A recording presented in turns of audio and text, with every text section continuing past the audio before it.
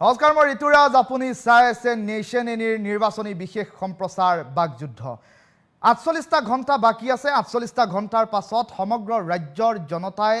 আশা কৰি থকা, আগ্ৰহেৰে বাট চাই থকা এটা দিন আহি পৰিব। ৪৮টা ঘণ্টাৰ পাছত সেয়া হৈছে বিধানসভা নিৰ্বাচনৰ ফলাফল। বিধানসভা নিৰ্বাচনৰ ফলাফলত কোনে মাৰিব শেষ হাঁহি, কোনে দখল কৰিব শাসনৰ বাঘজুৰি, সেয়া হৈ পৰিব লক্ষণীয়। ৪ মে'ত ফলাফল ওলাব। তাৰ প্ৰাক মুহূৰ্তত এতিয়া আহি পৰিল ২৯ এপ্ৰিলৰ দিনটোত এক্সিট পোল।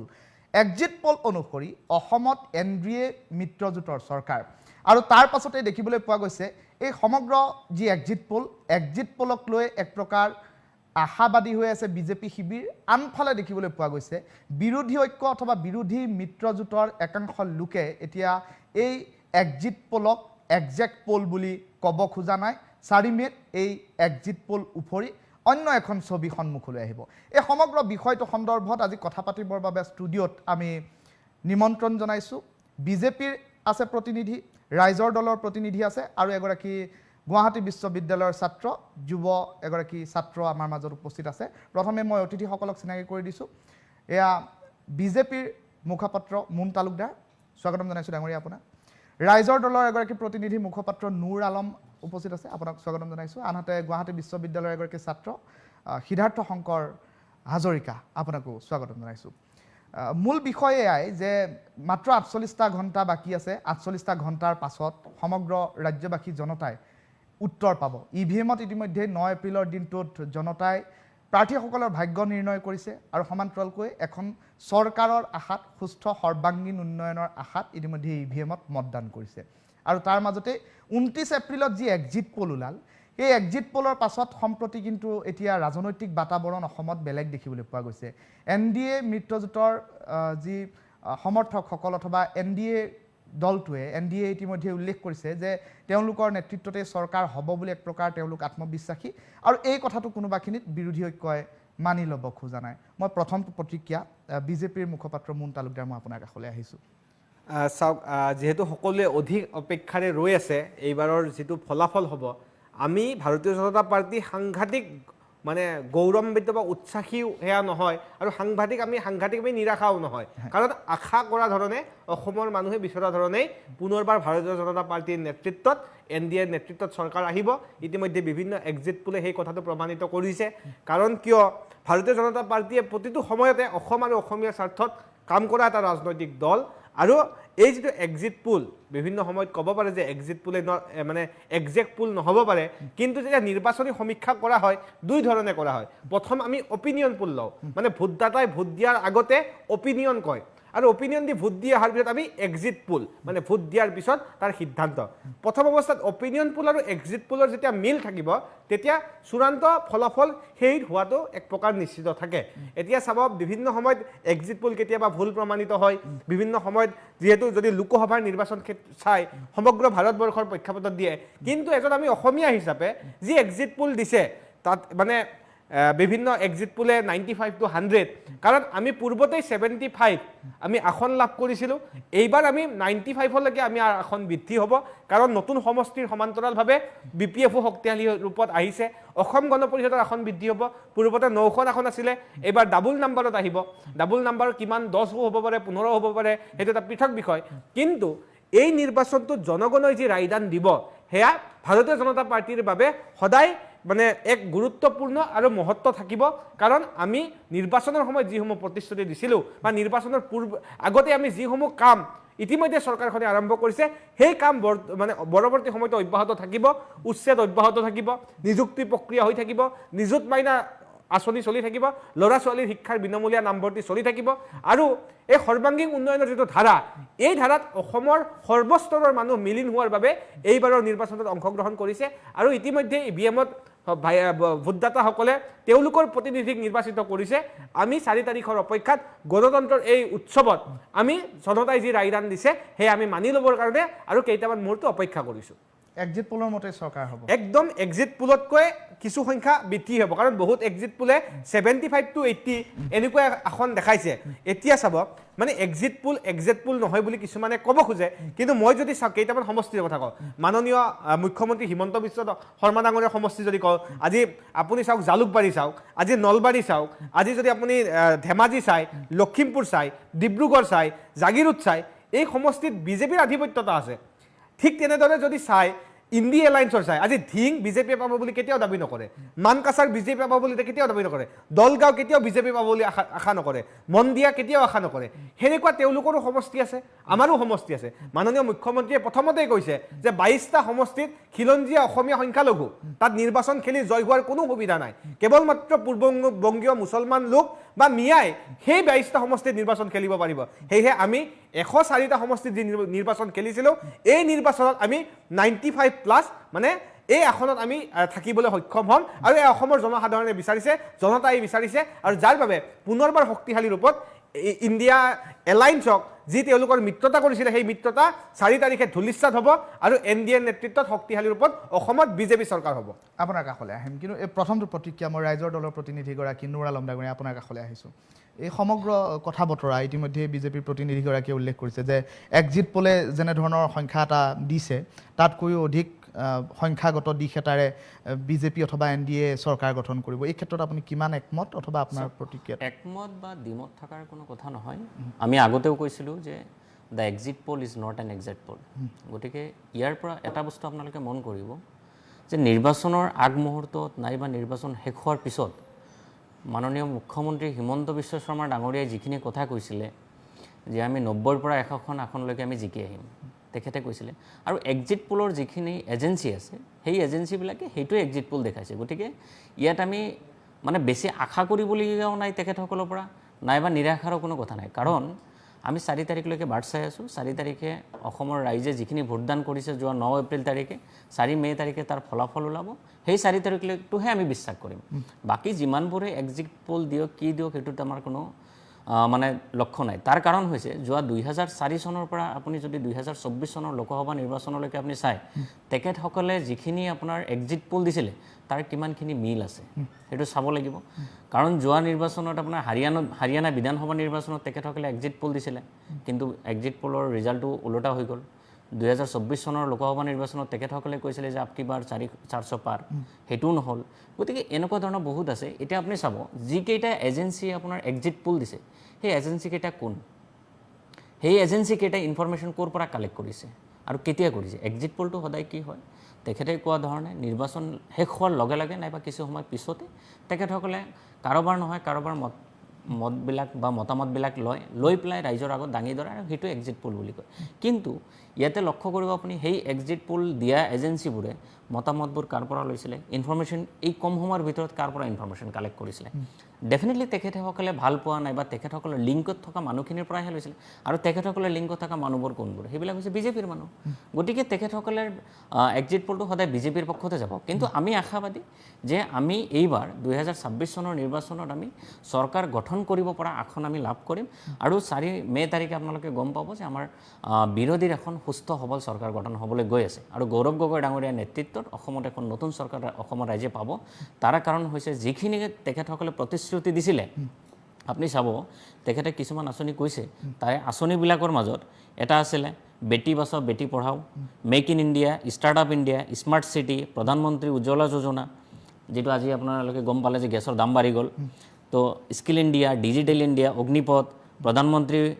ভাৰতীয় আপোনাৰ জনৌষধি প্ৰিয় যোজনা গতিকে এনেকুৱা ধৰণৰ নানান স্কিম আছে যিবিলাক এতিয়ালৈকে ফেইল্ড গতিকে তেখেতসকলে এইবিলাকৰ কাৰণ মানে নাম লৈ পেলাই আজিৰ দিনত অসমত ভোট বিচাৰিব পৰা নাই তেখেতসকলে এটাই কথা কৈছে কেৱল আৰু কেৱল হিন্দু মুছলমান বাংলাদেশী বিদেশী উচ্ছেদ কুংকিৰ মাকে কি খালে গতিকে এনেকুৱা ধৰণৰ কথা লৈ পেলাই তেখেতসকলে ৰাইজৰ মাজত গৈছিলে আৰু নিৰ্বাচনৰ প্ৰায় 7-8 দিন আগত এই যিবিলাক আপোনাৰ এক্সিট পোল মানে এক্সিট পোল যিবিলাক এজেঞ্চি ওলাইছে 7-8 দিন আগত তেখেতে অপিনিয়ন পোল লৈছিলে আৰু তেতিয়া হয় ন' ডাউট বিজেপিৰ অলপ ঢৌ আছিলে কিন্তু এই 7-8 দিনৰ পিছত যে কি হ'ল এই বস্তুখিনি তেখেতসকলেও গম পোৱা নাছিলে যাৰ কাৰণে এইবাৰ এক্সিট পোলটো ফেইল মাৰিব আৰু 100% আপোনালোকে বিশ্বাস ৰাখিব আৰু আমিও 100% আশাবাদী যে অসমত এইবাৰ বিজেপি বিৰোধী শক্তি যিবিলাক আছে তেখেতসকলৰ নেতৃত্বত এইবাৰ অসমত চৰকাৰ গঠন কৰিব ধন্যবাদ আপোনাৰ কাষলৈ আহিম কিন্তু এগৰাকী যুৱ প্ৰজন্মৰ প্ৰতিনিধি আছে গুৱাহাটী বিশ্ববিদ্যালয়ৰ ছাত্ৰ সিদ্ধাৰ্থ শংকৰ হাজৰিকা মই আপোনাৰ কাষলৈ আহিছোঁ যুৱ প্ৰজন্মৰ প্ৰতিনিধি হিচাপে আপোনাৰ পৰা মই প্ৰথমটো প্ৰতিক্ৰিয়া ল'ম তাৰপিছত আমি অনুষ্ঠান আগবঢ়াই লৈ গৈ থাকিম যিহেতু এক্সিট পোল প্ৰকাশ পাইছে যদিও বা এক্সিট পোল প্ৰকাশ পাইছে ইয়াৰ পূৰ্বতে আমি দেখিছোঁ যে 2024 যি লোকসভা নিৰ্বাচন আছিলে সেই লোকসভা নিৰ্বাচনত বিজেপিৰ 400তকৈ অধিক আসন লাভ কৰিব বুলি কোৱা হৈছিলে কিন্তু তাৰ পৰিপ্ৰেক্ষিতত পিছত আমি যেতিয়া এক্সিট পোল আহিলে তেতিয়া আমি দেখা পালোঁ যে বিজেপিয়ে 400খন আসন চুবগৈ নোৱাৰিলে ঠিক একেদৰে এই এক্সিট পোলসমূহৰ ক্ষেত্ৰত বহুখিনি ক্ষেত্ৰত কিছু ভুল ত্ৰুটি ৰৈ যায় বা চেম্পল গ্ৰহণ কৰাৰ ক্ষেত্ৰতো বহুখিনি ভুল ত্ৰুটি ৰৈ যায় আৰু এই যিসকল প্ৰতিষ্ঠানে এই এক্সিট পোলসমূহ আগবঢ়ায় তেওঁলোকৰ TRPৰ কথাও থাকে এই গোটেই বিষয়বোৰ ইয়াত সন্নিৱিষ্ট হৈ থাকে কিন্তু যদি আমি অসমৰ প্ৰেক্ষাপটত চাওঁ এই এক্সিট পোলৰ ক্ষেত্ৰত আপুনি যদি চাই একদম অসমৰ এইবাৰ নিৰ্বাচনটোত সাইলেন্ট ভোটাৰে এক নিৰ্ণায়ক ভূমিকা গ্ৰহণ কৰিব গতিকে এই ক্ষেত্ৰত এক্সিট পোল যিটো ওলাইছে সেইটোৱেই চূড়ান্ত সত্য বুলি আমি মানি ল'ব নোৱাৰোঁ গতিকে সাইলেন্ট ভোটাৰে যিদৰে ভূমিকা গ্ৰহণ কৰিব আৰু তাৰ সমান্তৰালভাৱে জেনজিক লৈ এইবাৰ নিৰ্বাচনটো সম্পূৰ্ণৰূপে চৰ্চিত হৈ পৰিছিলে জেনজিৰ বহুকেইজন জেনজিৰ প্ৰতিনিধিয়ে এইবাৰ নিৰ্বাচনটোত অংশগ্ৰহণ কৰিছিলে আৰু জেনজি এইবাৰ গোটেই নিৰ্বাচনটোত নিৰ্ণায়ক ভূমিকা ল'ব বুলি সকলোৱে মুখে মুখে চৰ্চা হৈ আহিছে গতিকে যেহেতু ইতিমধ্যে ইভিএমত আমাৰ পৰৱৰ্তী চৰকাৰখন কাৰ হাতত ৰাইজে এৰিব সেইখিনি সকলোখিনি বন্দী হৈছে গতিকে আমি এই আন ৰাজনৈতিক দলসমূহে কোনে কিদৰে দিছপুৰ দখল কৰিব সেইখিনি কথা পাতিব কিন্তু আমি আমাৰ মৌলিক কথাবোৰ পাতি থাকিব লাগিব গতিকে যেহেতু বিজেপিৰ মুখপাত্ৰগৰাকীয়ে মুকলিকৈ তেওঁ কৈয়ে দিলে যে কিছুমান সমষ্টিত বিজেপিৰ আধিপত্য থাকিব আৰু তাৰ বিপৰীতে তেওঁ আন কেইটামান সমষ্টিত মিয়াই দখল কৰিব বা অসমীয়া সংখ্যালঘু মুছলমানে পাব নোৱাৰে বুলি মুকলিকৈ কৈছে তাৰ মানে এইটো কথা স্পষ্ট হৈ গ'ল যে তেওঁলোকে নিজৰ ব্যৰ্থতা স্বীকাৰ কৰি ল'লে মুকলিকৈ এইটো যে অসমীয়া মানুহখিনিয়ে ৰাজনৈতিক অধিকাৰ হেৰুৱাইছে 10টা বছৰ শাসন কৰি তেওঁলোকে অসমীয়া মানুহখিনিক ৰাজনৈতিক অধিকাৰ দিব নোৱাৰিলে 6 নং দফা কাৰ্যকৰী কৰিব নোৱাৰিলে অসম চুক্তি স্বাক্ষৰিত কৰিব নোৱাৰিলে আৰু শেহতীয়াভাৱে তেওঁলোকৰ সংকল্প পত্ৰত এই যিকেইটা বিষয় অসম চুক্তি NRC এই বিষয়বোৰ একেবাৰে নাইকিয়া হৈ পৰিলে নিযুত মইনা নিযুত বাবু পাব লাগিব আমাৰ ল'ৰা ছোৱালী নিযুত মইনা নিযুত বাবু পাব কিন্তু এখন চৰকাৰী প্ৰতিষ্ঠানৰ ছাত্ৰ ছাত্ৰীয়ে যদি 12,000 25,000 কৈ এটা ডিগ্ৰী ল'ব লগা হয় এটা চিন্তনীয় বিষয় শেহতীয়াভাৱে আমি গুৱাহাটী বিশ্ববিদ্যালয়ৰ ছাত্ৰ ছাত্ৰীসকলে এই বিষয়ক লৈ আন্দোলন কৰিছিলোঁ গতিকে এই মূল বিষয়সমূহৰ ওপৰত কথা আমি পাতি থাকিম চৰকাৰ যাৰেই নহওক কিয় যদিহে ৰাইজৰ পক্ষত নাথাকে আমি এই গোটেই বিষয়বস্তুবোৰৰ ওপৰত আমি আমাৰ চৰ্চা অব্যাহত ৰাখিম নুৰ আলম ডাঙৰীয়া মই পুনৰবাৰ আপোনাৰ কাষলৈ আহিছোঁ আজিৰ দিনটোত এগৰাকী চৰ্চিত ৰাজনীতিক বুলি ক'ব লাগিব সেয়া হৈছে বিহপুৰীয়া সমষ্টিৰ পৰা বিজেপিৰ প্ৰাৰ্থী তেওঁ একালৰ বাঘা কংগ্ৰেছী নেতা ভূপেন বৰাই তেওঁ আজিৰ দিনটোত সাংবাদিকৰ কেমেৰাৰ সন্মুখত এটা গুৰুত্বপূৰ্ণ মন্তব্য কৰিছে তাচ্ছিল্যসূচক বুলিয়ে ক'ব লাগিব যিটো কোৱা হৈছে যে গৌৰৱ গগৈ ডাঙৰীয়াৰ নেতৃত্বত যি চৰকাৰ গঠন হৈ গৌৰৱ গগৈ ডাঙৰীয়া মুখ্যমন্ত্ৰী হ'ব অনাগত চৰকাৰখনৰ এনেধৰণৰ কেতবোৰ কথা বিৰোধী ঐক্যই কৈ আছে কিছু সময়ৰ পূৰ্বে আপুনিও উল্লেখ কৰিলে কিন্তু এই সমগ্ৰ কথা বতৰাটো আজি এক প্ৰকাৰ তাচ্ছিল্যসূচক মন্তব্য প্ৰকাশ কৰি ভূপেন বৰাই উল্লেখ কৰিলে যে 4 মে'ৰ দিনটোৰ দিনৰ 11 বজালৈকে গৌৰৱ গগৈ ডাঙৰীয়া মুখ্যমন্ত্ৰী হৈ থাকক সেই চিন্তাত আমাৰ আপত্তি নাই এনেধৰণৰ কেতবোৰ কথাৰে তাচ্ছিল্যসূচক মন্তব্য কৰা পৰিলক্ষিত হ'ল এই সমগ্ৰ কথা বতৰা সন্দৰ্ভত আপোনাৰ অপিনিয়ন প্ৰথম কথাটো হ'ল যেতিয়াই কোনোবা এজন ব্যক্তি বা নেতাই বিজেপি দলত জইন কৰে আৰু জইন কৰাৰ লগে লগে তেখেতসকল কি হয় আপোনালোকে জানে কিছুমান শব্দ ইউজ কৰে ৱাশ্বিং মেচিনত ধুই লোৱা বুলি কয় সেইটো আপোনাৰ হিমন্ত বিশ্ব শৰ্মাৰ ডাঙৰীয়া যেতিয়া জইন কৰিছিলে তাৰ আগমুহূৰ্তত তেখেতসকলে কি কেলেংকাৰী কৰিছিলে আপোনালোকে জানে শাৰদাৰ পৰা আৰম্ভ কৰি বহুকেইটা কেলেংকাৰীত তেখেতে জড়িত আছিলে আৰু যেতিয়াই বিজেপিত গ'ল যোৱাৰ লগে লগে তেখেতৰ কি হ'ল যিমানবোৰ কেলেংকাৰী আছিলে অভিযোগ আছিলে মাননীয় সৰ্বানন্দ সোণোৱাল ডাঙৰীয়াই মোৰ দেন 400 পেজেছৰ এটা হেৰি বনাইছিলে তেখেতৰ ওপৰত এখন মানে কি বুলি কয় এটা মানে তথ্য সংগ্ৰহ কৰিছিলে তেখেতে কি মানে দুৰ্নীতি কৰিছে কি কৰিছে সেইখিনিৰ ওপৰত আৰু সেইখিনি CBIক দিব বিচাৰিছিলে কিন্তু যেতিয়াই বিজেপি জইন কৰিলে তাৰপিছত আৰু তেখেতে কৰিবলগীয়া একো নাথাকে গতিকে ভূপেন বৰা ডাঙৰীয়াৰ কথাটো ইয়াৰ বিপৰীত নহয় তাৰ কাৰণ এতিয়া বিজেপি জইন কৰিছে কৰাৰ লগে লগে এতিয়া বিজেপিৰ পক্ষত যদি কথা নকয় তেখেতৰ কথা বা শুনিবই বা কোনে আৰু আপুনি জানে এজন প্ৰাক্তন সভাপতি অসম প্ৰদেশ কংগ্ৰেছ কমিটিৰ এজন প্ৰাক্তন সভাপতিক যেতিয়া এখন দলৰ আপোনাৰ ৰাজ্যিক বিজেপিৰ কাৰ্যনিৰ্বাহক সদস্য দিছে, গতিকে তেখেত এতিয়া 101 নম্বৰৰ তলতে আছে কিজানি। গতিকে তেখেতৰ এতিয়া হয়তো ধৰক কিছুমান কথা কৈ পেলাই চৰ্চাত থাকিব লাগিব। গতিকে আমি তেখেতো কম, আমি অনুৰোধ কৰিম যে তেখেতেও মানসিক ভাৰসাম্যতা হেৰুৱাব নালাগে, হতাশ হ'ব নালাগে। আপুনি 4 মেলৈকে ধৈৰ্য ধৰক, মাত্ৰ 2 দিনহে আছে। গতিকে আপুনিও এজন কংগ্ৰেছৰ সক্ৰিয় কৰ্মী আছিলে, গতিকে আৰু 2 দিনমান অপেক্ষা কৰক, নিশ্চয় ইয়াৰ ফলাফল আপুনি দেখিব পাব। কিন্তু অসমৰ ৰাইজে এইবাৰ বিচাৰিছে যে অসমত এখন সুস্থ সবল চৰকাৰ গঠন হওক, গৌৰৱ গগৈ ডাঙৰীয়াৰ নেতৃত্বতেই অসমত এখন সুস্থ চৰকাৰ আহিব। আৰু তাৰ কাৰণে আমি আশাবাদী, আৰু অসমৰ ৰাইজে ভোট দিছে আৰু যথেষ্ট ভোট দিছে। অসমৰ ৰাইজক আমি শত শত প্ৰণাম জনাইছোঁ ইয়াৰ পৰাই, কাৰণ তেখেতসকলে শিল দল ভাঙি ভোট দিছে আৰু এইবাৰ পৰিৱৰ্তন বিচাৰিয়েই তেখেতসকলে আটাইতকৈ, আপুনি চাব এইবাৰ ভোটৰ পাৰ্চেণ্টেজটো আটাইতকৈ বেছি। তাৰ কাৰণটো হৈছে এইবাৰ তেখেতসকলে চৰকাৰটো মানে চৰকাৰৰ পৰা পৰিত্ৰাণ বিচাৰিছে। তেখেতসকলে যি আপোনাৰ এই হিমন্ত বিশ্ব শৰ্মাৰ স্বৈৰাচাৰী শাসন, সাম্প্ৰদায়িক যি শাসন চলাই আছে বিজেপি চৰকাৰে, গতিকে ইয়াৰ পৰা পৰিত্ৰাণ পাবৰ কাৰণে তেখেতসকলে এইবাৰ শিলদল ভাঙি ভোট দিছে আৰু আমি আশাবাদী আমি চৰকাৰ গঠন কৰিম। ধন্যবাদ। মুন তালুকদাৰ, মই আপোনাৰ কাষলৈ আহিছোঁ। এক্সিট পোল বিফল হ'ব বুলি কৈছে আপোনাৰ উপৰোক্ত বক্তাগৰাকীয়ে, যে এক্সিট পোল বিফল হ'ব, এক্সিট পোল উফৰিব আৰু বিৰোধী ঐক্যৰ নেতৃত্বত চৰকাৰ হ'ব, গৌৰৱ গগৈ মুখ্যমন্ত্ৰী হ'ব। আপুনি যদি গাঁৱত গৈ কেনে কাৰোবাক কয় যে গৌৰৱ গগৈ মুখ্যমন্ত্ৰী হ'ব, আপোনাক মানে উল্টা প্ৰশ্ন কৰিব, আপুনি কি কৈ আছে? কাৰণ মানুহে জানে যে মাননীয় মুখ্যমন্ত্ৰী হিমন্ত বিশ্ব শৰ্মাই মুখ্যমন্ত্ৰী হ'ব। এতিয়া কথাটো হ'ল যে 4 তাৰিখলৈকে আপুনি যদি 10 মিনিট কোনোবা এগৰাকী বিৰোধী ঐক্য মঞ্চৰ নেতাৰ কথা শুনে বা কংগ্ৰেছী মানুহৰ কথা শুনে 10 মিনিট, আপোনাৰ এনেকুৱা লাগিব যে অসমত এনেকুৱা অৰাজকতা, এনেকুৱা পৰিৱেশ, হিলদোল ভাগি মানুহে মানে ধৰক জুবিন গাৰ্গৰ ন্যায় এনেকুৱা ধৰণৰ এটা পৰিৱেশ আনি দি যে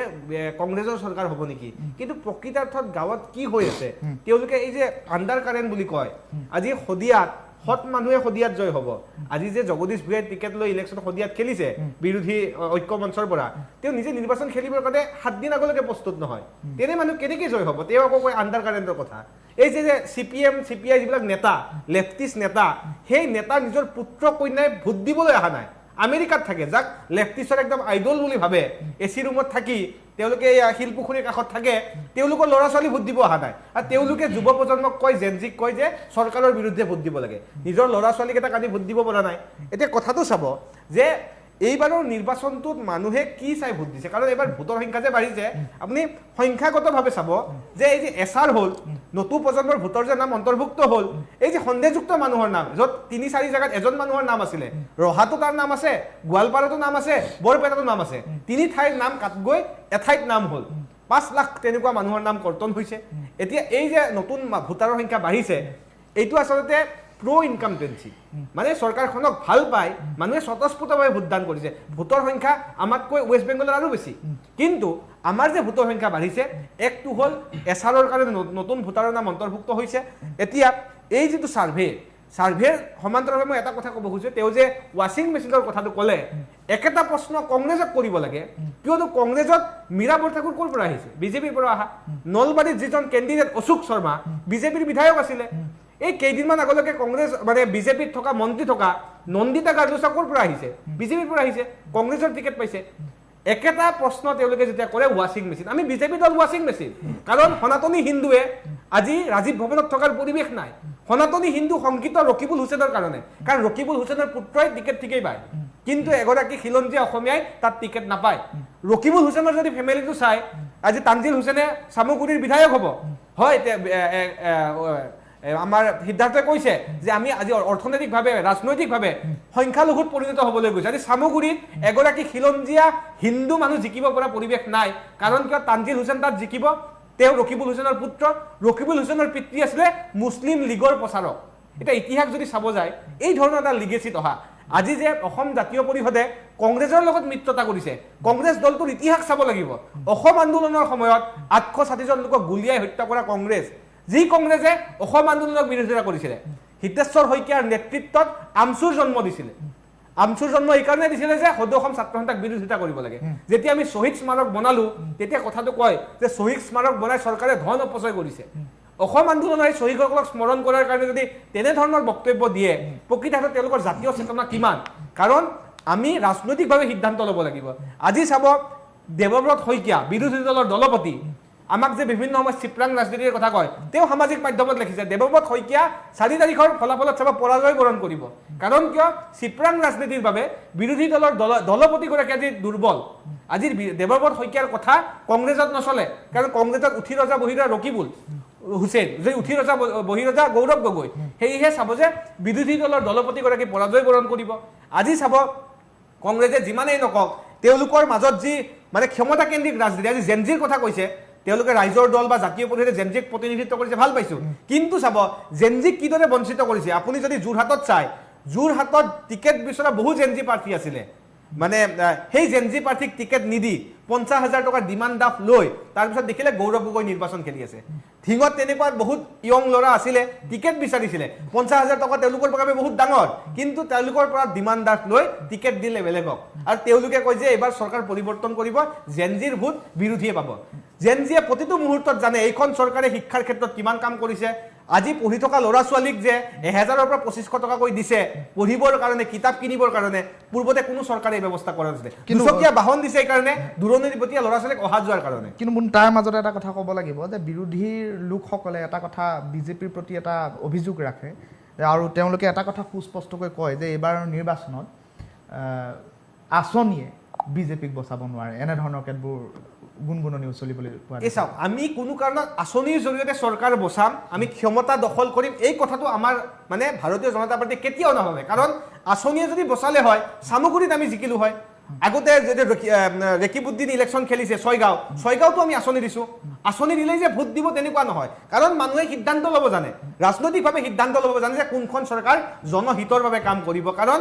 আমাৰ উদ্দেশ্য কেৱল মন্ত্ৰী বিধায়ক হোৱা নহয় আমাৰ উদ্দেশ্য অসমীয়া জাতিটোক ৰক্ষা কৰা খিলঞ্জীয়া মানুহক ৰক্ষা কৰিবলৈ হ'লে এই পূৰ্ববংগীয় মুছলমান মিয়া যি মিয়াই অসমীয়া ভাষা সংস্কৃতি সভ্যতাক আঘাত কৰে সেই মিয়া হত্যাৰ বিৰুদ্ধে আমাৰ যিটো সংগ্ৰাম আমি চৰকাৰত থাকিলেও কৰিম চৰকাৰত নাথাকিলেও কৰিম আমাৰ যুঁজখন কেৱল ক্ষমতা কেন্দ্ৰিক নহয় কেৱল বিধায়ক মন্ত্ৰী নহয় তেওঁলোকৰ এটাই উদ্দেশ্য যে গৌৰৱ গগৈক অসমৰ মুখ্যমন্ত্ৰী বনাব লাগে এটাই উদ্দেশ্য যে অখিল গগৈক মন্ত্ৰী বনাব লাগে লুৰিণজ্যোতি গগৈক মন্ত্ৰী বনাব লাগে মন্ত্ৰিত্ব যাৰ শেষ আশা সেই ৰাজনৈতিক দলে কেতিয়াও ক্ষমতা দখল কৰিব নোৱাৰে সেই কথাটো স্পষ্ট কাৰণ আমি পুনৰ কৈছো যে আমাৰ যুঁজখন সভ্যতা সংস্কৃতিৰ আমাৰ যুঁজটো মিয়াৰ বিৰুদ্ধে মুখ্যমন্ত্ৰীয়ে স্পষ্টকৈ কৈছে 22টা সমষ্টিত আমি খিলঞ্জীয়াৰ পৰিগণিত হৈছো এই খিলঞ্জীয়াই কিন্তু এসময়ত অসমীয়া মানুহক কিদৰে মিয়াই অত্যাচাৰ কৰিছে সেই দিন যাতে আৰু পুনৰ ঘূৰি নাহে তাৰ বাবে আমি সংকল্প ল'ব লাগিব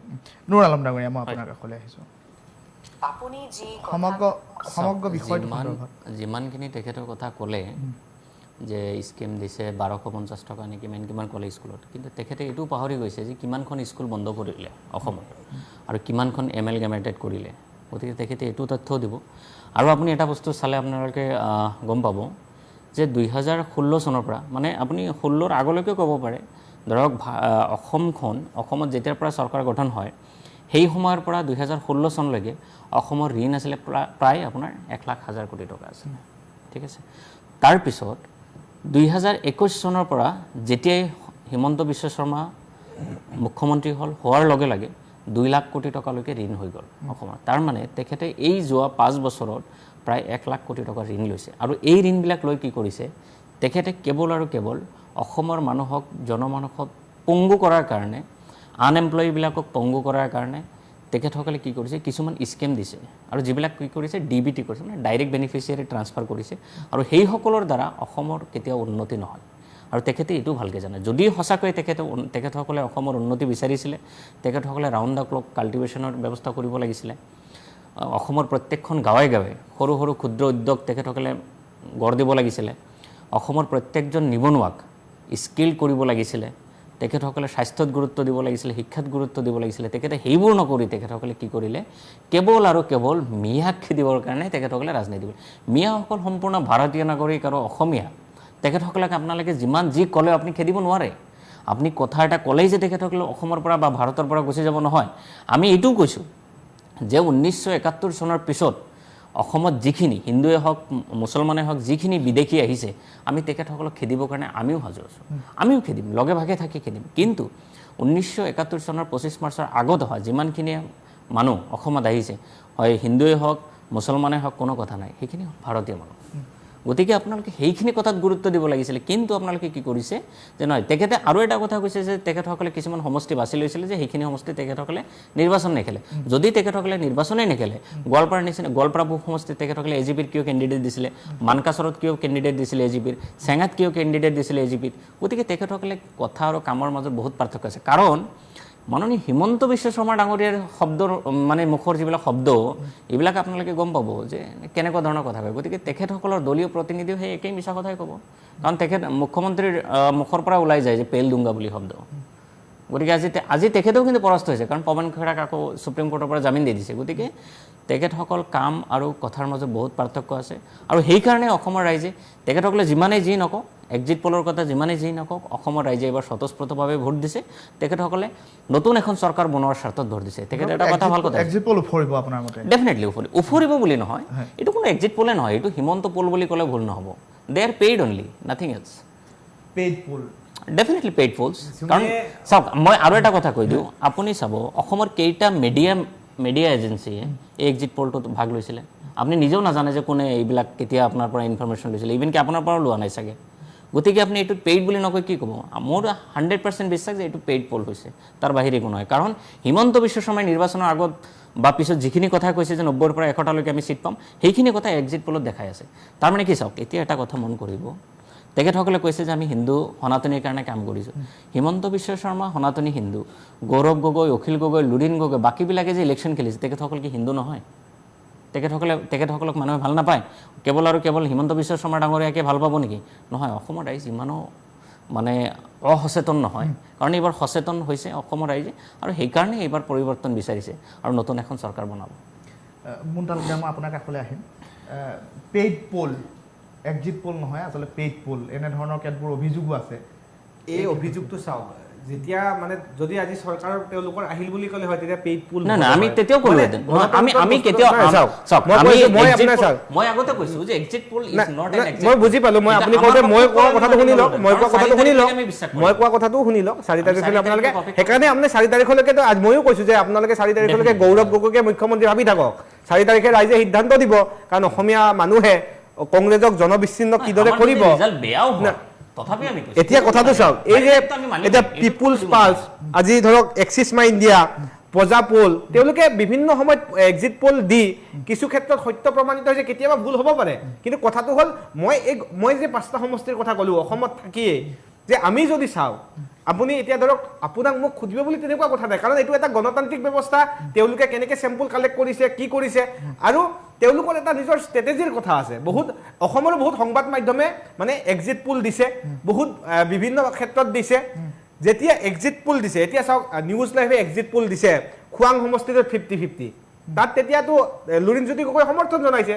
সেইটো এক্সিট পোলত নিউজ লাইভে দেখাইছে এটা কথাটো হ'ল যে যেতিয়া তেওঁলোকৰ পক্ষত দেখাব তেতিয়া তাত সহমত থাকে এতিয়া আমি গণতন্ত্ৰক সমৰ্থন কৰিব লাগিব কাৰণ কিয় এক্সিট পোল যদি যিসমূহ সংস্থাই দিছে তেওঁলোকৰ নিজৰ ভাৱমূৰ্তিৰ লগত জড়িত আছে ইয়াত ভাৰতীয় জনতা পাৰ্টিৰ ভাৱমূৰ্তি বা এনডিএৰ ভাৱমূৰ্তিৰ লগত কোনো কথা নাই যদি মই পুনৰ কৈছো এক্সিট পোলত যদি আমি জয় হৈ আমি পৰাজয় বৰণো কৰোঁ আমি যুদ্ধৰ পৰা পলোৱা মানুহ নহয় ভাৰতীয় জনতা পাৰ্টিয়ে প্ৰতিটো মুহূৰ্তত আমাৰ যিটো ideology nation first party second self last এই আইডিঅলজিত আমি কাম কৰা মানুহ আৰু আমাৰ যিটো অসমৰ মুখ্য বিষয় যে মিয়া হত্যাৰ বিৰুদ্ধে যিটো সংগ্ৰাম অব্যাহত থাকিব আমাৰ যিটো অব্যাহত থাকিব এই মিয়া হত্যাৰ বিৰুদ্ধে সেই কথাটো স্পষ্ট সেয়েহে এই যে 4 তাৰিখলৈকে তেওঁলোকে যিটো ভাবি আছে যে চৰকাৰ আহিব চৰকাৰ কেনেকৈ আহিব কাৰণ তেওঁলোকৰ দলপতি বিৰোধী দলৰ দলপতি দেৱব্ৰত শইকীয়া পৰাজয় বৰণ কৰিব তেওঁলোকৰ গৌৰৱ গগৈ পৰাজয় বৰণ কৰিব লুৰিণজ্যোতি গগৈ পৰাজয় বৰণ কৰিব এতিয়া সমষ্টি ক'ত জিকিব তেওঁলোকে পাকা বেগবাৰীত জিকিব ক'ত জিকিব মন্দিয়াত জিকিব পাৰে মানকাছাৰত জিকিব পাৰে এনেকুৱা সমষ্টিত জিকিব আজি মই যদি সমষ্টি এটা চাই বঙাইগাঁও সংবিধানে দিছে বঙাইগাঁও 3টা সমষ্টি আছে বঙাইগাঁও 3টা সমষ্টি এটা বঙাইগাঁও এটা অভয়াপুৰী আৰু এটা সিজনগাঁও আপনি যদি চাই বঙাইগাঁৱত জিকিব এজিপি অভয়াপুৰীত জিকিব বিজেপি আৰু সিজনগাঁৱত জিকিব এআইডিএফ তাত কংগ্ৰেছৰ কোনো নামো নিচান নাই এতিয়া মাজুলী সমষ্টি যদি চাই মাজুলীত বিজেপি এটা সিট বিজেপিয়ে জিকিব একেটা সময়তে দক্ষিণ হালমাৰত যদি মানকাছাৰ চাই মানকাছাৰত বিজেপি জিকিব নোৱাৰে তাত কংগ্ৰেছ জিকিব তাত এতিয়া আপুনি এক্সিট পোলৰ কথা কৈ মানে এই সংস্থাসমূহক প্ৰশ্ন উত্থাপন কৰি কোনো লাভ নাই কাৰণ কিয় আমি যিটো দেখিছোঁ স্পষ্টভাৱে আজি জাগিৰোডত কংগ্ৰেছ জিকিব পৰা কোনো স্থল নাই আজি যদি জালুকবাৰী চাই তাত কংগ্ৰেছ জিকিব পৰা কোনো স্থল নাই মানুহে স্বতঃস্ফূৰ্তভাৱে ভোট দিছে কাক বিধায়ক হিচাপে বিচাৰিব সেই কথা মানুহে জানে জালুকবাৰী মানুহে বিচাৰে যে মুখ্যমন্ত্ৰী পুনৰবাৰ মুখ্যমন্ত্ৰী হওক সেই আশাত ভোট দিছে এই যে আশা আৰু নলবাৰীত যদি চাই তাত অশোক শৰ্মা পূৰ্বতেও বিধায়ক আছিলে জয়ন্ত মল্ল বৰুৱা আৰু অশোক শৰ্মা মানুহে জয়ন্ত মল্ল বৰুৱাক বিচাৰিব নলবাৰীত টিহুত যদি চাই তেনেহ'লে আপোনাৰ চন্দ্ৰমোহন পাটোৱাৰী টিহু সমষ্টিত জয় হ'ব সেয়েহে এই ধৰণৰ যিটো কেলকুলেশ্যন কাৰণ কিয় ৰাষ্ট্ৰীয় সংস্থাসমূহে এনেই এটা কেলকুলেশ্যন দি নিদিয়ে আৰু আমি এইটো কোৱা নাই যে NDAৰ ফলত দিয়াৰ কাৰণে আমি সমৰ্থন কৰিছোঁ কাৰণ কিয় আমাৰ যিটো এক্সিট পোলৰ যিটো সমীক্ষাৰ লগত আমাৰ যিটো দলৰ সমীক্ষা তাৰ মিল আছে আৰু আমি বহুত কেইটা সমীক্ষাই দেখাই আছে 78 আমি 78ত কোৱা নাই আমি 85 to 95 কাৰণ যোৱাবাৰে আমি 75 আসন পাইছোঁ আমি যোৱাবাৰে AGP 9খন আসন পাইছোঁ মই কথা কৈছোঁ AGP আসন বৃদ্ধি হ'ব BPF আমাৰ লগত আছে আৰু আসন বৃদ্ধি হ'ব ৰাভা যৌথ মঞ্চই আসন পাব সেয়েহে চাব যে এইবাৰৰ নিৰ্বাচনটোত কাৰণ কিয় আমি 4 তাৰিখলৈকে অপেক্ষা কৰিছোঁ কাৰণ আমি এতিয়া যিমানেই চিঞৰিলেও যিমান ভাল কথা নকলেও মানুহে ৰায়দান দিছে আৰু 4 তাৰিখৰ তেনেখন দিনাখন দেখিব অসমৰ ইতিহাসত তৃতীয়বাৰৰ বাবে চৰকাৰ আহি এটা ইতিহাস ৰচিব কাৰণ ইতিহাসত পুনৰবাৰ এনেকুৱা এটা নজিৰবিহীন ঘটনা কাৰণ সংখ্যাত NDA ইমান আসন পাব যে তেওঁলোকে কল্পনা কৰিব নোৱাৰে তেতিয়া মই আজি আৰু এটা কথা কৈ থৈ যাওঁ তেতিয়া এটা কথা কি ক'ব তেতিয়া এই বিৰোধী ঐক্য মঞ্চই ক'ব যে EVM কেলেংকাৰী তেওঁলোকৰ এটা নিৰ্বাচন হাৰিলেই EVMক দুখ আনাৰ এটা প্ৰৱণতা আছে যেতিয়া নিৰ্বাচনত অংশগ্ৰহণ কৰে নিৰ্বাচন আয়োগক বিশ্বাসত ৰাখি নিৰ্বাচন অৱতীৰ্ণ হ'ব লাগে পৰাজয় বৰণ কৰিলে নিৰ্বাচন আয়োগক দুখ দিয়া প্ৰৱণতাটো তেওঁলোকৰ ইতিহাসত পূৰ্বৰ পৰাই আছে সেই কথাটো স্পষ্ট মই যুৱ প্ৰজন্মৰ প্ৰতিনিধিগৰাকী আপোনাৰ কাষলৈ আহিছোঁ সিদ্ধাৰ্থ শংকৰ হাজৰিকা এই সমগ্ৰ বিষয়টো সন্দৰ্ভত ইতিমধ্যে ৰাইজৰ দলৰ প্ৰতিনিধিগৰাকীয়ে উল্লেখ কৰিছে যে বিজেপিয়ে কোনোবাখিনিত হিন্দু মুছলমানৰ ৰাজনীতি এটা চলায় আৰু বিজেপিৰ প্ৰতিনিধিগৰাকীয়ে উল্লেখ কৰিছে যে আঁচনিৰ ৰাজনীতি তেওঁলোকে প্ৰকৃতাৰ্থত কৰা নাই সমগ্ৰ বিষয়টো সন্দৰ্ভত যুৱ প্ৰজন্মই কি কয় মই আপোনাৰ পৰা জানিব বিচাৰিছোঁ আচলতে ৰাজনৈতিক নেতাবোৰৰ আদৰ্শৰ অটো নথকা ক্ষমতাৰ খকত বলিয়ান হৈ থকা নেতাবোৰৰ আপোনালোকে চতুৱাই দেখিলে আচৰিত হৈ যাব যেতিয়া বিজেপি দলটো শাসনত নাছিলে তেতিয়া সেইটো বিজেপি দলে নদীবান্ধৰ বিৰোধিতা আন্দোলন কৰিছিলে অসম চুক্তিৰ কথা কৈছিলে NRCৰ কথা কৈছিলে পিঁয়াজৰ মালালৈ ৰাস্তালৈ আহিছিলে সেইটো বিজেপি দলে কিয় অসম চুক্তিখন স্বাক্ষৰিত কৰিব নোৱাৰিলে কিয় মৌলিক প্ৰশ্নবোৰ আনিব নোৱাৰিলে কংগ্ৰেছ দল যেতিয়া শাসনত আছিলে সেই কংগ্ৰেছ দলে কিয় আমাৰ খিলঞ্জীয়াক সুৰক্ষা দিব নোৱাৰিলে কিয় তেওঁলোকে সীমা সুৰক্ষা দিব নোৱাৰিলে বা আমাৰ অসমীয়াৰ যিখিনি মৌলিক প্ৰশ্নসমূহ বা আমাৰ ৰাজনৈতিক অৰ্থনৈতিক অধিকাৰসমূহ কিয় দিব নোৱাৰিলে যেতিয়া তেওঁলোক ক্ষমতাত থাকে তেতিয়া তেওঁলোকে এই সকলোবোৰ পাহৰি যায় গো মাংসৰ ৰাজনীতিলৈ আহে হিন্দু মুছলমানৰ মাজত বিভেদ কৰি গোটেই ৰাজনৈতিক পৰিৱেশটো এক সম্পূৰ্ণৰূপে বিকৃত কৰাৰ চেষ্টা কৰে আৰু কৰিছে সম্পূৰ্ণৰূপে অসমীয়াৰ যিখিনি মৌলিক প্ৰশ্ন যিখিনি আঞ্চলিক প্ৰশ্ন সেই সকলোখিনি প্ৰশ্ন নাইকিয়া কৰি দিছে যেতিয়া মই আজি আহি থাকোঁতে মই ভাবিছোঁ যে বৰষুণ যাক ডাঙৰ নহওক এইবাবেই নহওক সেই বৰষুণ যাকে আকৌ এই অপৰিকল্পিত মহানগৰীখনত পুনৰ এগৰাকী মহিলাৰ মৃত্যু নহওক পুনৰ বহুকেইখন গাড়ী যান জঁট পানীৰ মাজত স্তব্ধ হৈ থাকিবলগীয়া নহওক 5-6 দিনৰ বাবে মহানগৰীখন সম্পূৰ্ণৰূপে স্তব্ধ হৈ ৰ'বলগীয়া নহওক আৰু কোনোবা নেতা মন্ত্ৰীয়ে পশ্চিমবংগত গৈ পশ্চিমবংগৰ উন্নয়নৰ কথা ক'বলগীয়া নহওক আমি মৌলিক কথাবোৰ পাতিম এইবাবেই পাতিম আমি অসমৰ যিখিনি খিলঞ্জীয়া মানুহ যিখিনি আমাৰ অসমীয়া মানুহ সংবিধানে যিখিনি মানুহক অসমীয়া হিচাপে স্বীকৃতি দিছে সেই মানুহখিনিৰ কথা পাতিম আমি ইয়াত হিন্দু মুছলমান নকৰোঁ এইখিনি ক্ষেত্ৰত যেতিয়াই আমি চাম বিজেপিৰ প্ৰতিনিধিগৰাকীয়ে মুকলিকৈ কৈছে তেওঁলোকে আঁচনি দিছে সেই আঁচনিসমূহ দিবলৈ যাওঁতে তেওঁলোকে কিমান ধাৰৰ বোজা লৈছে সেই ধাৰৰ বোজাই আগলৈ অসমক কিদৰে বিধ্বস্ত কৰিব সেই কথাখিনি তেওঁলোকে ভাবিছেনে আমাৰ ছাত্ৰ যিহেতু মই এগৰাকী ছাত্ৰ হিচাপে গুৱাহাটী বিশ্ববিদ্যালয়ৰ ছাত্ৰ এটা আচৰিত কথা মই দুইগৰাকী যিহেতু প্ৰতিনিধি আছে হয়তো কাইলৈ এক্সিট পোলৰ মতে বিজেপিৰ চৰকাৰ হ'ব তেওঁলোকৰ বা যদিহে এক্সিট পোলৰ চৰকাৰ বিৰোধীৰ হয় তেওঁলোকে এটা কথা মনত ৰাখিব যে গুৱাহাটী বিশ্ববিদ্যালয়খনৰ ছাত্ৰ ছাত্ৰীয়ে সাধাৰণ ডিগ্ৰী এটাৰ বাবদ 12-16-25 হাজাৰ টকা দিব লগা হয় আৰু চৰকাৰী বিনামূলীয়া আঁচনি যিখন আঁচনিৰ কথা কৈ তেওঁলোকে ঢাক ঢোল বজায় তেওঁলোকৰ সংকল্প পত্ৰত শিক্ষা সম্পূৰ্ণ বিনামূলীয়া বুলি আছে কিন্তু সেই বিনামূলীয়া শিক্ষা যদি ছাত্ৰ ছাত্ৰীসকলে নাপায় মুকলি কথা আমাৰ প্ৰতিবাদ হ'ব এই কথাবোৰক লৈ আমি কোনো ধৰণৰ আপোচ নকৰোঁ কেৱল মাত্ৰ টক শ্ব'ত কথা কৈ বা সাৰুৱা ভাষণ দি সকিয়নি দি আমি সামৰি নথওঁ প্ৰবল প্ৰতিবাদ হ'ব এই যিখিনি মৌলিক কথা এই মৌলিক কথাবোৰ আমি পাতি থাকিম তেওঁলোকে যিহেতু পাহৰি যাবই সেই কথাটো আমি জানোৱেই আজি তেওঁলোকে চৰকাৰ কাৰ হ'ব সেইটো সেই কৰাৰ লগে লগে কাইলৈ পৰহিলৈ তেওঁলোকে ক'ত কিদৰে কেলেংকাৰী ক'ত কিদৰে দুৰ্নীতি কৰিব সেইখিনিক লৈ তেওঁলোক ব্যস্ত হৈ থাকিব গতিকে এই মৌলিক কথাখিনি আমি পাতিব লাগিব গতিকে এইকেইটা দিন তেওঁলোকৰ হাতত আছে এইকেইদিনত তেওঁলোকৰ হাত ভৰি বন্ধা ইয়াৰ পিছত তেওঁলোকে উঠি ৰজা বহি ৰজা হ'ব গতিকে এই দিনকেইটা আমি তেওঁলোকক এইসমূহ সকিয়নি দি থৈছোঁ যাতে পৰৱৰ্তী সময়ত আমি এই বিষয়বোৰত যদি তেওঁলোকে গুৰুত্ব আৰোপ নকৰে নিশ্চিতভাৱে আমি আমাৰ অধিকাৰ আজৰি অনাৰ স্বাৰ্থত বা আমাৰ ৰাইজৰ সুৰক্ষাৰ বাবে যিখিনি কাৰ্য কৰিব লগা আছে লাগিলে প্ৰতিবাদেই নহওক কিয় আমি কৰিবলৈ সাজু আছোঁ হয় ধন্যবাদ জ্ঞাপন কৰিছোঁ মুন তালুকদাৰ মই আপোনাৰ কাষলৈ আহিছোঁ এটা স্পৰ্শকাতৰ সমষ্টি স্পৰ্শকাতৰ বুলি এইবাবেই মই উল্লেখ কৰিছোঁ এয়া গুৱাহাটী মাজমজিৰে দিছপুৰ সমষ্টিৰ কথা মই ক'বলৈ বিচাৰিছোঁ দিছপুৰ সমষ্টিত এইবাৰ কিন্তু সমীকৰণ যথেষ্ট টাফ হ'ব এইবাৰ যুদ্ধ নেক টু নেক ফাইট কিয় এইবাবেই কিয়নো এগৰাকী বিজেপিয়ে কংগ্ৰেছৰ পৰা আহি বিজেপিগৰাকীয়ে বিজেপিৰ পৰা প্ৰাৰ্থিত্ব লাভ কৰি নিৰ্বাচন খেলিছে দিছপুৰ সমষ্টিত আছে সন্মুখত কংগ্ৰেছৰ মীৰাবৰ ঠাকুৰ তাৰ মাজতে এগৰাকী নিৰ্দলীয় প্ৰাৰ্থীও চৰ্চাত আছে জয়ন্ত কুমাৰ দাস এই ত্ৰিকোণ যুঁজত দিছপুৰ সমষ্টিৰ প্ৰেক্ষাপট আপুনি কেনেকুৱা দেখে যে বিজেপি চাওক আমি গুৱাহাটীৰ চাৰিওটা সমষ্টি আমাৰ ভাৰতীয় জনতা পাৰ্টীৰ পক্ষত থাকিব আৰু দিছপুৰৰ মানুহে দিছপুৰৰ জনতাই যিহেতু ময়ো পূৰ্বতে দিছপুৰৰ আছিলোঁ এতিয়া আমি ডিমোৰেট অন্তৰ্ভুক্ত হৈছোঁ দিছপুৰৰ জনতাই সঠিক সিদ্ধান্ত ল'ব পাৰে কাৰণ দিছপুৰতে এই যে লাইটৰ যিটো পোহৰ দিছপুৰত কিন্তু আন্ধাৰ হৈ থাকে গোটেই অসমত পোহৰ থাকে কাৰণ দিছপুৰৰ মানুহেই সিদ্ধান্ত লয় যে চৰকাৰ কাৰ হ'ব আজি যদি লখিমপুৰত যদি বিজেপি চৰকাৰ হৈছে দিছপুৰৰ মানুহে কোনখন চৰকাৰক আনিলে ভাল সেই কথাটো দিছপুৰৰ মানুহে ভাল সিদ্ধান্ত ল'ব জানে আৰু বিৰোধীয়ে এই কথাটো ভাবিব নালাগে যে প্ৰাক্তন বিজেপি আৰু বৰ্তমানৰ বিজেপিৰ প্ৰাৰ্থীগৰাকীৰ মাজত সংঘাত হৈ তলেৰে কংগ্ৰেছ ওলাই যাব তলেৰে ওলাই যোৱা ৰাজনীতি আৰু অসমত হৈ থকা নাই অসমৰ মানুহে সেই বিবেক সিদ্ধান্ত ল'ব জানে যদিহে কোনোগৰাকীক প্ৰাৰ্থীক ভাল নালাগে নটাত ভোট দিব কিন্তু তথাপিও মানুহে কংগ্ৰেছক ভোট নিদিয়ে কাৰণ কংগ্ৰেছৰ চৰকাৰ থকাৰ সময়ত আমাৰ দিছপুৰে মন্ত্ৰী পালে অকণ বৰা যেতিয়া মন্ত্ৰী আছিলে আটাইতকৈ কেলেংকাৰী তেতিয়া সংঘটিত হৈছিলে কাৰাগাৰ বিভাগত কেলেংকাৰী সংঘটিত হৈছিলে বিভিন্ন সময়ত কেলেংকাৰী সংঘটিত হৈছিলে দিছপুৰৰ জনতাই বিজেপিৰ পক্ষত আছে আৰু চাব যে আমি যিটো ভাবি আছোঁ যে ধৰক দিছপুৰ আটাইতকৈ জটিল হ'ব নিৰ্বাচনটোত প্ৰতিদ্বন্দ্বিতা হোৱাটো স্বাভাৱিক কাৰণ যদি নিৰ্বাচনত মানে দুগৰাকী বা তিনিগৰাকী প্ৰতিদ্বন্দ্বীৰ মাজত প্ৰতিযোগিতা নহয় তেনেহ'লে যোগ্যজনক বাছি ওলোৱাটো টান কিন্তু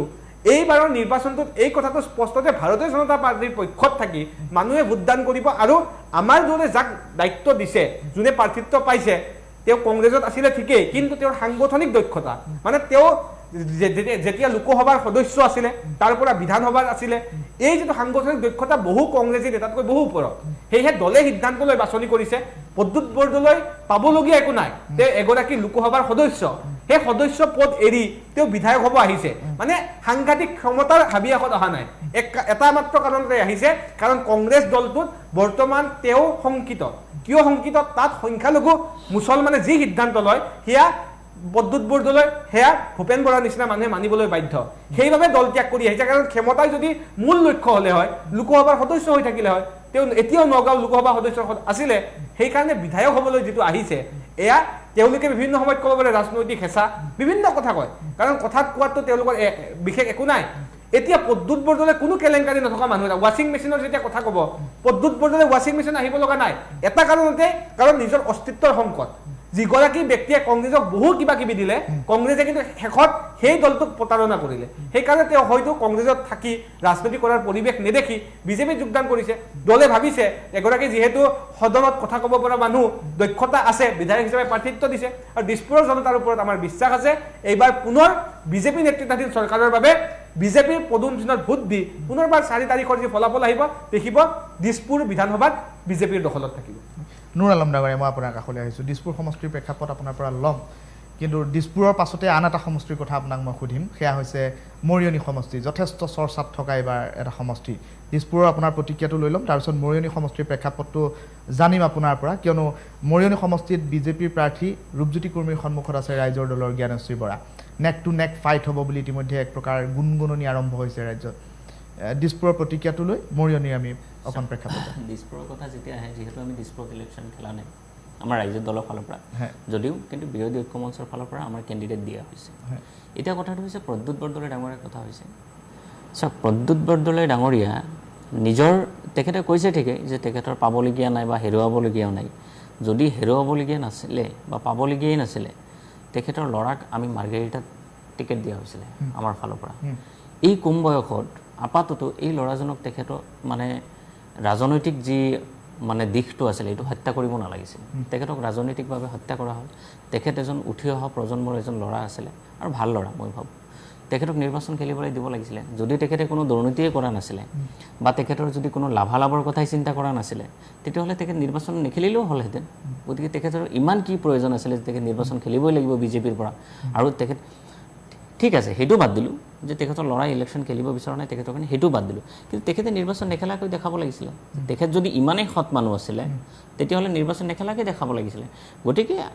ইয়াৰ পৰা এটা বস্তু স্পষ্ট যে তেখেতে নিশ্চয় বিজেপিৰ পৰা ED CBI নাইবা আন কোনোবা সংস্থাৰ পৰা তেখেতক ভয় ভাবুকি দিয়া হৈছে আৰু যাৰ কাৰণে লগে লগে তেখেতে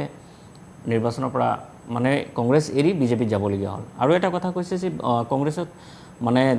ভূপেন বৰা নাইবা প্ৰদ্যুৎ বৰদলৈ ডাঙৰীয়াৰ নিচিনা মানুহ থকাৰ কোনো পৰিৱেশ নাই বুলি কৈছে চাওক যেতিয়া কোনোবা এটা দল বা সংগঠনত কোনোবা এজন মানুহ থাকে ডেফিনেটলি তেখেত হাইকমাণ্ডৰ কথা মানি চলিব লাগিব আজি মুন তালুকদাৰ ডাঙৰীয়াও নিশ্চয় তেখেতৰ ওপৰত যিজন ব্যক্তি আছে বা তেখেতৰ যিজন সুপ্ৰিম আছে কোনোবা এজন থাকে তেখেতৰ কথা মতে চলিব লাগে দলীয় নীতি আদৰ্শ মানি চলিব লাগিব গতিকে তাতে হিন্দুৱে হওক মুছলমান তেনেকুৱা কোনো কথা নাই কাৰণ কংগ্ৰেছ দলটো আমি জনামতে সেইটো সাম্প্ৰদায়িক দল নহয় মুন তালুকদাৰ ডাঙৰীয়াৰ দল যিহেতু সাম্প্ৰদায়িক দল গতিকে তেখেতে ক'ব পাৰিব এনেকৈ গতিকে আমি সেইটোত নকওঁ দ্বিতীয়তে আহোঁ আমি মৰিয়নিলৈকে মৰিয়নিত আমাৰ এইবাৰ নিৰ্বাচন বহুত ভাল হৈছে ডক্টৰ জ্ঞানেশ্ৰী বৰা এজন ভাল শিক্ষিত আৰু উদীয়মান নেতা এগৰাকী আমি পাইছোঁ গতিকে তেখেত ৰূপজ্যোতি কৰ্মীৰ যি অপশাসন চলাইছে তেখেত কোনো ধৰণৰ উন্নয়নৰ কাম কৰা নাই তেখেত কেৱল ডাক ঢোল বজাই সেই সমষ্টিত কেৱল এই বিগত বছৰকেইটা তেখেত কেৱল বিয়া খায়েই পাৰ কৰিছে কোনো ধৰণৰ উন্নয়নৰ কাম কৰা নাই গতিকে আমি সেইটোৰ পৰা এটা বস্তু লক্ষ্য কৰিছোঁ আৰু এইবাৰ আমি লক্ষ্য কৰিছোঁ যে মৰিয়নি সমষ্টিত যিমানবোৰ মহিলা ভোটাৰ্ছ আছিলে আগতে যেনেকৈ মানুহবিলাক বাহিৰত ওলাই আহিবলৈ ভয় খাইছিলে কিন্তু এইবাৰ আমি এটা ব্যতিক্ৰম দেখা পালোঁ যে জ্ঞানেশ্ৰী বৰা ডাঙৰীয়ানী যেতিয়া নিৰ্বাচনত অৱতীৰ্ণ হোৱাৰ লগে লগে সেই সমষ্টিৰ প্ৰত্যেকজন মহিলাই সন্মুখৰ পৰা এইবাৰ নেতৃত্ব দিছে সন্মুখৰ পৰা তেখেতসকলে নিৰ্বাচনী প্ৰচাৰত নামিছে আৰু জ্ঞানশ্ৰী বৰা ডাঙৰীয়ানীক ভোট প্ৰদান কৰিছে তেখেতে গতিকে আমি এইটোও আমি বিশ্বাসী যে সেই মৰিয়নি সমষ্টিত এইবাৰ ৰূপজ্যোতি কৰ্মীক শাসনৰ পৰা গাদিচ্যুত কৰি আমি জিকি আহিম তাৰ পৰাও গতিকে মৰিয়নি সমষ্টিত জ্ঞানশ্ৰীৰ পৰা ভাল ভোটৰ ব্যৱধানত জিকি আহিব বুলি আমি আশাবাদী নতুবা তেখেতে কোৱা নিচিনাই আমাৰ যিবিলাক এক্সিট পল দিছে এক্সিট পলেও আমাক 50-50 দিছে যদিও আমি এতিয়াও আশাবাদী যে আমি 70% আমাৰ চান্সেছ আছে তাতে আমি জিকি আহিম মুন তালুকদাৰ মই আপোনাৰ কাষলৈ আহিছোঁ মৰিয়নি সমষ্টিৰ কথা যিহেতু ওলাইছে মৰিয়নিত এইবাৰ দীৰ্ঘকাল শাসনত থকা দীৰ্ঘকাল তেওঁ বিধায়ক হিচাপে থকা ৰূপজ্যোতি কৰ্মীৰ সন্মুখত এইবাৰ এগৰাকী নতুন প্ৰজন্মৰ প্ৰাৰ্থী ডক্টৰ জ্ঞানেশ্ৰী বৰা আৰু জ্ঞানেশ্ৰী বৰাই এইবাৰ ধুঁৱলি কুঁৱলী এক পৰিৱেশৰ সৃষ্টি কৰিছে নেকি ৰূপজ্যোতিৰ ক্ষেত্ৰত চাওক কলেজৰ যদি ইলেকশ্যন খেলিব লাগে এগৰাকী ছাত্ৰৰো 1 বছৰৰ তপস্যা থাকে জ্ঞানেশ্ৰী বৰা যেতিয়া ৰাজনীতিত আহিছে প্ৰায় 3 মাহমান কাম কৰা পৰিলক্ষিত হৈছে আৰু মৰিয়নিবাসীয়ে এই কথাটো বুজি পায় যে তেওঁলোকে ঠাট্টা মস্কৰা কৰে যেতিয়া আপোনাৰ ৰূপজ্যোতি কৰ্মীয়ে 10,000 মানুহৰ বিয়া খোৱা বুলি কয় এগৰাকী 5 বাৰকৈ জনপ্ৰতিনিধি মানে 25 বছৰ তেওঁ বিধায়ক হৈ আছে তাৰপিছত যদি মানে মানুহৰ ঘৰত গৈ সম্পৰ্ক ৰক্ষা কৰিছে তাত হয়তো মই ভাবোঁ যে খুব মানে আপত্তি কৰিবলগীয়া একো নাই কাৰণ কিয় জনপ্ৰতিনিধিৰ এটা দায়িত্ব হয় সুখে দুখে মানুহৰ সৈতে থকা কেৱল মাত্ৰ সুখৰ সময়ত থাকিব দুখৰ সময়ত আপুনি নাথাকিব তেনেকুৱা হ'ব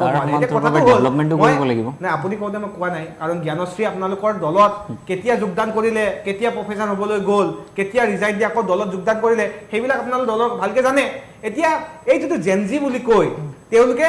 কেৱল নিৰ্বাচনৰ সময়ত জ্ঞানশ্ৰীয়ে বৰাই কি কৰিলে ব্লগ বনালে য'ত য'ত ৰাস্তা বেয়া সেই ৰাস্তাসমূহ দেখালে কিন্তু চাব নিৰ্বাচনৰ সময়ত বাগানৰ মানুহে তাৰমানে আপুনি এইটো মানি লৈছে যে মৰিয়নি সমষ্টিত ৰাস্তা এতিয়াও বেয়া আছে মই এনেকুৱা ক'লে যে 100% ৰাস্তা হৈ গৈছে কিন্তু এনেকুৱা নহয় যে আপোনালোকে 4 তাৰিখে তাৰ ফলাফল পাব কাৰণ কিয় মৰিয়নি মানুহে সিদ্ধান্ত ল'ব জানে তেওঁলোকে কি কৰিছিলে মৰিয়নিত চাব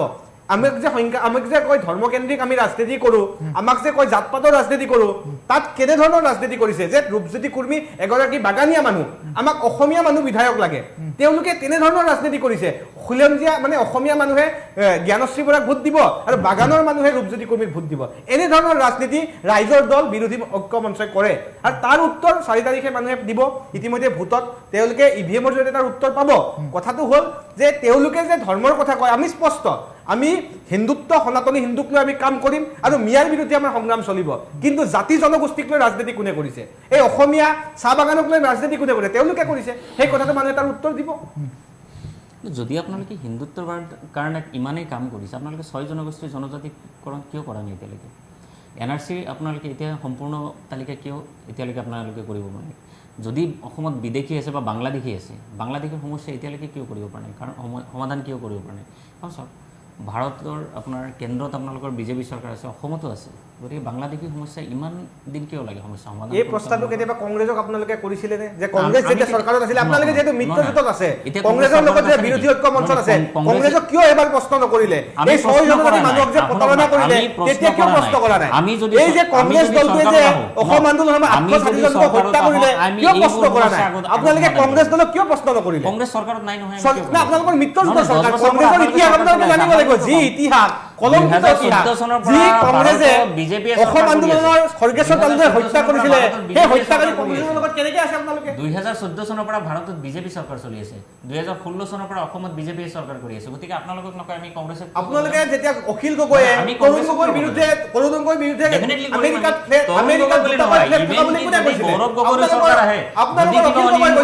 আপোনালোকৰ অখিল গগৈ নেতাগৰাকীৰ কথা ঠিক নাই, কৈছিলে তৰুণ গগৈৰ দুটা প্লেট আছে, তৰুণ গগৈৰ বিৰুদ্ধে যে প্ৰেছ মিট দিছে তাৰ উত্তৰ কি হ'ল? আপোনালোকৰ কথা ঠিক নাই, আপোনালোকে ক্ষমতাৰ কাৰণে ৰাজনীতি কৰে। আপোনালোকৰ দলৰ নেতাই কিদৰে জাতিটোক প্ৰতাৰণা কৰিছে বুজি পায়। অখিল গগৈৰ নিচিনা এগৰাকী ধুৰন্ধৰ বিধায়ক কিদৰে জাতিটোক প্ৰতাৰণা কৰিছে বুজি পায়। আপোনালোকৰ দলৰ নেতাই অখিল গগৈ কৈছিলে যে তৰুণ গগৈৰ দুটাকৈ ফ্লেট আমেৰিকাত আছে, সেই ফ্লেট থকাৰ ফাইলটো কি হ'ল তাৰ উত্তৰটো দিয়ক। প্ৰেছ মিট দি কৈছিলে যে তৰুণ গগৈৰ দুটাকৈ ফ্লেট আমেৰিকাত আছে, সেই উত্তৰটো কিয় বিচৰা নাই এতিয়া গৌৰৱ গগৈৰ পৰা? কিয় এবাৰো বিচৰা নাই? অসমৰ কথা পাতোঁ না, অসমৰ কথা পাতি আছো। গুৱাহাটী প্ৰেছ ক্লাবত দুটাকৈ ফাইল দেখি পৱন খেৰাই স্বনীতি বিৰোধী আপোনালোকৰ সিদ্ধান্ত এবাৰো প্ৰশ্ন নকৰে কংগ্ৰেছক, যি কংগ্ৰেছে অসম আন্দোলনৰ 860 জন লোকক হত্যা কৰিছিল। পৱন খেৰাই যে কৈছে যে মুখ্যমন্ত্ৰী পত্নীৰ বিদেশত মানে বহুত সম্পত্তি আছে, বিদেশত নাগৰিকত্ব লোৱা আছে, এতিয়ালৈকে কিন্তু আপোনালোকে ভুল বুলি প্ৰমাণিত কৰিব পৰা নাই। CBI ED এতিয়ালৈকে অসম পুলিচক বহুতবাৰ তেখেতসকলে এপ্লিকেশ্যন দি থৈ দিছে, এতিয়ালৈকে কিন্তু তেখেতসকলে উত্তৰ দিয়া নাই। ভাৰতীয় জনতা পাৰ্টিৰ দায়িত্ব নহয় যে কাৰ পত্নীৰ কিমান মাটি সম্পত্তি আছে তেওঁলোকৰ ব্যক্তিগত গোচৰ। ভাৰতীয় জনতা পাৰ্টিয়ে আপোনালোকে তেনেধৰণৰ কথা কৈ লাভ নাই। কিমান আছে গগৈ তৰুণ গগৈৰ কথা কৈ আছে, তৰুণ গগৈ অসমৰ প্ৰাক্তন মুখ্যমন্ত্ৰী, তৰুণ গগৈ অসমৰ প্ৰাক্তন মুখ্যমন্ত্ৰী। ব্যক্তিগত কথা কিয় আলোচনা নকৰে? যদি আপনি ৰিণিকী ভূঞা শৰ্মাৰ উত্তৰ দিব নোৱাৰে, আপনি তৰুণ গগৈৰ কথা কিয় আমি ব্যক্তিগত দলৰ কথা খুঁজক, আমি ব্যক্তিগত কথা কিয় কংগ্ৰেছৰ কথা সুধক, আপনি তৰুণ গগৈৰ কথা কিয় সুধক? তৰুণ গগৈ কংগ্ৰেছৰ নেতা, প্ৰাক্তন মুখ্যমন্ত্ৰী। এই ৰিণিকী ভূঞা শৰ্মা মুখ্যমন্ত্ৰীৰ পত্নী, মুখ্যমন্ত্ৰীৰ পত্নীৰ কথা আপুনি সুধি কি লাভ হ'ব? ডেফিনেটলি হ'ব। যদি আপনি তৰুণ গগৈ সুধিব পাৰিছে, মই মুখ্যমন্ত্ৰী তৰুণ গগৈ আৰু মুখ্যমন্ত্ৰীৰ পত্নীৰ আকাশ পাতাল পাৰ্থক্য আছে ডাঙৰীয়া। গৌৰৱ গগৈৰ পিতৃ দুটাকৈ প্লেট থকাৰ কথাটো কিয় আপোনালোকে ৰাজহুৱা নকৰিলে? চাওক, আপোনালোকে যিমানেই যি বকুৱা চটীয়া ৰাজনীতি নকৰক কিয়, দুদিন অপেক্ষা কৰক, 4 মে আহি আছে, আমি অপেক্ষাৰত, আমি অপেক্ষাৰত আপোনালোকৰ কিদৰে চৰকাৰ গঠন কৰিম, আপুনি ধৈৰ্য ধৰক। জনবিচ্ছিন্ন কৰিব, 4 তাৰিখলৈকে ৰখক। কোনো জনবিচ্ছিন্ন অসমৰ ৰাইজে স্বতঃস্ফূৰ্তভাৱে বিৰোধী ঐক্য মঞ্চক ভোট দিছে, আৰু সেই আশাবাদীৰে আমি আশা কৰি এতিয়া আমি 4 মেলৈকে অপেক্ষা কৰি আছোঁ, আৰু 4 মেৰ পিছত আমাৰ বিৰোধী ঐক্য মঞ্চৰ চৰকাৰ এখন হ'ব। 4 মেত বিৰোধী ঐক্য মঞ্চৰ চৰকাৰ হ'ব, গৌৰৱ গগৈ মুখ্যমন্ত্ৰী হ'ব। এয়া বিৰোধী ঐক্য মঞ্চৰ অথবা অন্যান্য কেতবোৰ বিজেপি বিৰোধী শক্তিয়ে এই কথা উল্লেখ কৰে। এই কথাটো কিমান দূৰ হজম কৰিব মুন তালুকদাৰে? চাওক, এতিয়া যিহেতু মুখ্যমন্ত্ৰী নাই, ইতিমধ্যে মাননীয় মুখ্যমন্ত্ৰী হিমন্ত বিশ্ব এতিয়া মুখ্যমন্ত্ৰী নহয়, 4 তাৰিখে নহয়, 4 তাৰিখলৈকে তেওঁলোকৰ গৌৰৱ গগৈ মুখ্যমন্ত্ৰী হৈ থাকিব, তাত কোনো আপত্তি নাই। 4 তাৰিখৰ পিছত পুনৰবাৰ বিজেপি চৰকাৰ থাকিব, NDA নেতৃত্বাধীন চৰকাৰ থাকিব, মাননীয় মুখ্যমন্ত্ৰী হিমন্ত বিশ্ব শৰ্মাই মুখ্যমন্ত্ৰী হ'ব। কাৰণ 4 তাৰিখলৈ যদি সপোন দেখিব পাৰে, আশা কৰিব পাৰে, তাত কোনো বাধা নাই। কাৰণ কিয়, তেওঁলোকেও ৰাজনৈতিক দলত অংশগ্ৰহণ কৰি নিৰ্বাচন খেলিছে, গণতন্ত্ৰৰ উৎসৱত অংশগ্ৰহণ কৰিছে, তেওঁলোকৰো সপোন আছে মুখ্যমন্ত্ৰী হোৱা, 3 গগৈ মন্ত্ৰী বিধায়ক হোৱা, সপোন ৰাখিব পাৰে। কিন্তু অসমৰ মানুহে তাৰ উত্তৰ দিব, কাৰণ 2024ত যেতিয়া লোকসভাৰ সদস্য হিচাপে গৌৰৱ গগৈক পঠাইছিলে, তাৰপিছত যোৰহাটৰ মানুহে কিমান প্ৰতাৰণা পালে সেয়া যোৰহাটৰ মানুহে ভালকৈ বুজি পায়। যেতিয়া নামঘৰৰ নামত কেলেংকাৰী হয়, যেতিয়া বাটচৰৰ নামত কেলেংকাৰী হয়, MP ফাণ্ড কিদৰে তেওঁলোকে অপপ্ৰয়োগ কৰিছিলে তাৰ উত্তৰ মানুহে দেখিছে। আৰু যোৰহাটৰ মানুহে চাব যে সঠিক সিদ্ধান্ত ল'ব, কাৰণ আমাৰ যিগৰাকী প্ৰাৰ্থী হিতেন্দ্ৰ নাথ গোস্বামী, তেওঁ যোৰহাটৰ জনজীৱনৰ লগত ওতঃপ্ৰোতভাৱে জড়িত। তেওঁ পেৰাচুট লেণ্ডিং কৰি ৰাজনীতি অহা নাই, আৰু তেওঁ এইবাৰ দলত শেষৰবাৰৰ বাবে নিৰ্বাচন খেলিবই বিচৰা নাছিলে। কিন্তু যিহেতু দলে আগ্ৰহ প্ৰকাশ কৰিলে, আৰু চাব হিতেন্দ্ৰ নাথ গোস্বামীৰ হাতত গৌৰৱ গগৈ পৰাজয় বৰণ কৰিব 4 তাৰিখলৈকে, আৰু 4 তাৰিখলৈকে তেওঁলোকে মুখ্যমন্ত্ৰী হৈ থাকক, আমাৰ আপত্তি নাই। কিন্তু অসমৰ মানুহৰ যিটো সিদ্ধান্ত, আমি পুনৰ কৈছোঁ, যদিও চৰকাৰ যদি নাহেও সেই সিদ্ধান্ত আমি মানি ল'ম আৰু যদি এক্সিট পোলৰ সমান্তৰালভাৱে আমাৰ আসন 95+ হয় তাৰ বাবেও আমি সাংঘাতিক মানে ধৰক উৎসাহ উদ্দীপনা নহয় কাৰণ এয়া আমাৰ দায়বদ্ধতা অসমৰ মানুহে যি তৃতীয়বাৰৰ কাৰণে আমাক দায়বদ্ধতাৰে চৰকাৰ গঠন কৰিব দিছে আমাৰ যিটো জাতীয় দায়বদ্ধতা এই যে আমাক ধৰ্মকেন্দ্ৰিক ৰাজনীতি কৰা বুলি কয় আজি 22টা সমষ্টিত মিয়াৰ বাবে আমি শংকিত কাৰণ চাব আজি এই মিয়াসকলৰ সত্তাৰ বিৰুদ্ধে যেতিয়া আমি যাব আপুনি চাব অসমক কেইবাবাৰো আক্ৰমণ কৰা আহোমক আক্ৰমণ কৰা মীৰ জুমলা যি মীৰ জুমলাই অসম আক্ৰমণ কৰিছিলে সেই মীৰ জুমলাৰ কবৰত গৈ এই মিয়াসকলে গৈ জিয়াৰত কৰে তেওঁলোকে নামাজ পঢ়ে তেওঁলোক কেতিয়া অসমীয়া হ'ব তেওঁলোক কোনো কাৰণত অসমীয়া হ'ব নোৱাৰে যি অসমত মানে আপোনাৰ আহোমৰ বিৰুদ্ধে তেওঁলোকে সংগ্ৰাম কৰিছিলে মীৰ জুমলা তেওঁলোকে জিয়াৰত কৰে তেওঁলোকে মানে তেওঁলোক কেতিয়াও অসমীয়া নহয় অসমীয়া হ'বও নোৱাৰে আৰু অসমীয়া এই যে মানুহখিনিক চিনাক্তকৰণ কৰি ৰাজনৈতিক অৰ্থনৈতিক সামাজিকভাৱে সমাজ জীৱনৰ পৰা বিচ্ছিন্ন কৰিব লাগে মিয়াসকল অসমীয়া হয় নে নহয় এইটো আমি বিজেপিৰ পৰা চাৰ্টিফিকেট ল'ব নালাগে কাৰণ এইটো সংবিধানে আমাক দি থৈ দিছে যে আমি সম্পূৰ্ণৰূপে ভাৰতীয় আৰু অসমীয়া গতিকে বিজেপিৰ পৰা আমাৰ কোনো চাৰ্টিফিকেটৰ প্ৰয়োজন নাই তেখেতসকল অসমীয়া হয়নে নহয় গতিকে এনেই এইবিলাক অবান্তৰ কথা কৈ লাভ নাই কৈছে যে এই 22টা সমষ্টি তেখেতসকলে খিলঞ্জীয়াৰ পৰা অসমীয়া মানে মিয়াসকলো অসমীয়া হয় গতিকে এই আমি চাম যে যদি আপোনালোকে এই সমষ্টিকেইটা বাদেই দিছিলে মই আপোনাক আকৌ প্ৰশ্ন কৰিছোঁ এজিপিৰ পৰা আপোনালোকে কিয় তাত প্ৰতিদ্বন্দ্বিতা কৰিলে আপুনি এইটো কথা কওকচোন আগতে মিয়া আৰু মুছলমানৰ মাজত পাৰ্থক্য আছে আপুনি যদি নিজকে মিয়া বুলি ভাবিছে আমাৰ ক'বলগীয়া নাই আপুনি পূৰ্ববংগীয় মিয়া হ'ব পাৰে কিন্তু মুছলমান যি গৰিয়া মৰিয়া দেশী জুলহা জনগোষ্ঠী আছে গৰিয়া মৰিয়া দেশী মুছলমান অসমীয়া মিয়া কেতিয়াও অসমীয়া হ'ব নোৱাৰে পূৰ্ববংগীয় মুছলমান আপুনি কেইটা সমষ্টি দিলে আপোনালোকে ইলেকশ্যন খেলিবলৈ আমি গৰিয়া মৰিয়া দেশী মুছলমানে তেওঁলোকে ৰাজনৈতিকভাৱে আজি গৰিয়া মৰিয়া দেশী আপোনালোকে কেইটা সিট এৰি দিছে ইলেকশ্যন খেলিবলৈ আপুনি যদি সংখ্যা বিচাৰে আজি গৰিয়া মৰিয়া দেশী মুছলমান শংকিত কাৰণ মিয়াৰ কাৰণে শংকিত আপনি গৰিয়া মৰিয়া দেশে কেইটা সিট দিলে আপোনালোকে এৰি দিলে খেলিবৰ কাৰণে আপোনালোকে কেইটা দিলে আমাৰ বহুত কেইটা দিয়া হৈছে আমি এইবিলাক নকওঁ তো কোনে কোনে গৰিয়া আছে কোনে মৰিয়া নিশ্চিতভাৱে ক'ব লাগিব গৰিয়া মৰিয়া দেশী মুছলমান খিলঞ্জীয়া মিয়াৰ বিৰুদ্ধে আপুনি মিয়া বুলি কয় আপুনি মিয়া নে আমি প্ৰত্যেকে অসমীয়া আপুনি মিয়া নে মুছলমান মই অসমীয়া মিয়া নে মুছলমান মই অসমীয়া সকলো মানুহ অসমীয়া মিয়া নে মুছলমান মই অসমৰ মানুহ সেইটোৱে কথা আপুনি অলপ আগতে মিয়াৰ উকালতি কৰি আছিলে এতিয়া ক'লে অসমীয়া আপুনি কৈছিলে যে মিয়া বুলি ক'লে আপোনালোকৰ গাত কিয় লাগে মোৰ গাত লাগা নাই তো আমাৰ কথাটো স্পষ্ট পূৰ্ববংগীয় মিয়াৰ বিৰুদ্ধে আমাৰ সংগ্ৰাম চলি থাকিব আপুনি যদি অসমীয়া ফালে থাকক আমাৰ ক'বলগীয়া একো নাই কিন্তু মিয়াৰ বিৰুদ্ধে চলিব আপোনালোকে যিমানেই সংগ্ৰাম নকৰক মিয়াৰ বিৰুদ্ধে সংগ্ৰাম চলিবই আমাৰ সংবিধানে অধিকাৰ দিছে আমি নিৰ্বাচনত প্ৰতিদ্বন্দ্বিতা কৰিছোঁ আৰু আমি তাৰ পৰা জিকি আহিম গতিকে আপোনালোকে ইমান ভয় খাবলগীয়া নাই আৰু আপুনি কৈছে যে গৰিয়া মৰিয়া দেশী আপোনালোকে গৰিয়া মৰিয়া দেশী কেইটা চিট দিলে আপোনালোকে ইলেকশ্যন খেলিবলৈ আৰু যদি মিয়াৰ বিৰুদ্ধে আপোনালোকে ইমানেই সংগ্ৰাম কৰি আছে সেই মিয়া চিটবিলাকত আপোনালোকে কিয় ইলেকশ্যন খেলিবলৈ গৈছে সেইবিলাকতো আপুনি যাব নালাগিছিল তেতিয়াহ'লে যদি আপোনালোকে এইকেইটা চিট বাদেই দিছে আপুনি তাতে কিয় নিৰ্বাচন খেলিবলৈ গ'ল মিয়াৰ প্ৰসংগ চলি থাকিব কিন্তু তাৰ মাজতে আন এটা গুৰুত্বপূৰ্ণ কথা মুন তালুকদাৰ ডাঙৰীয়াই উল্লেখ কৰিছে নুৰ আলম ডাঙৰীয়া মই আপোনাৰ কাষলৈ পুনৰবাৰ আহিম তেওঁ উল্লেখ কৰিছে যে তিনি গগৈ প্ৰসংগ ইতিমধ্যে উল্লেখ কৰিছে এই তিনি গগৈ প্ৰসংগ উল্লেখ কৰি তেওঁ উল্লেখ কৰিছে যে যোৰহাটত গৌৰৱ গগৈ নিজিকে খোৱাঙত লুৰিণ গগৈ নিজিকে আৰু আন এগৰাকী গগৈ সেয়া অখিল গগৈ সেয়াও দুদুল্যমান স্থিতি চাওক মানে কথাটো হৈছে কি নিৰ্বাচন এটা জয় পৰাজয় দুটাই থাকিব কোনে জিকিব কোনে হাৰিব এইটো 4 মিনিট পিছত আমি গম পাম এতিয়া তেখেত যিহেতু বিজেপিক প্ৰতিনিধিত্ব কৰিছে গতিকে ডেফিনেটলি তেখেতৰ নিজৰ প্ৰাৰ্থীক জিকাবৰ চেষ্টা কৰিব এতিয়া মই যিহেতু ৰাইজৰ দলক প্ৰতিনিধিত্ব কৰিছোঁ বা বিৰোধী ঐক্য মঞ্চত আছোঁ গতিকে মই বিচাৰিম যে আমাৰ প্ৰাৰ্থী জিকিব এইটো গতানুগতিক এটা আৰু এইটো চলি থাকিব কিন্তু তাৰ মাজত আমি নিশ্চয়কৈ অসমৰ ৰাইজে জানে কোনজন প্ৰাৰ্থী আটাইতকৈ ভাল আছে তেখেতক ডেফিনেটলি ৰাইজে ভোট দিছে আৰু সেইজন প্ৰাৰ্থীয়ে জিকিব যদি এতিয়া লুৰিণজ্যোতি গগৈতকৈ তেখেতসকলৰ বিজেপিৰ কেণ্ডিডেট ভাল আছে ডেফিনেটলি লুৰিণজ্যোতি গগৈ পৰাজয় বৰণ কৰিব এতিয়া অখিল গগৈ ডাঙৰীয়া আৰু তাতে কোন আছে কুশল দুৱৰী এজন হত্যাকাৰী গতিকে অসমৰ ৰাইজে বা শিৱসাগৰবাসী ৰাইজে যদি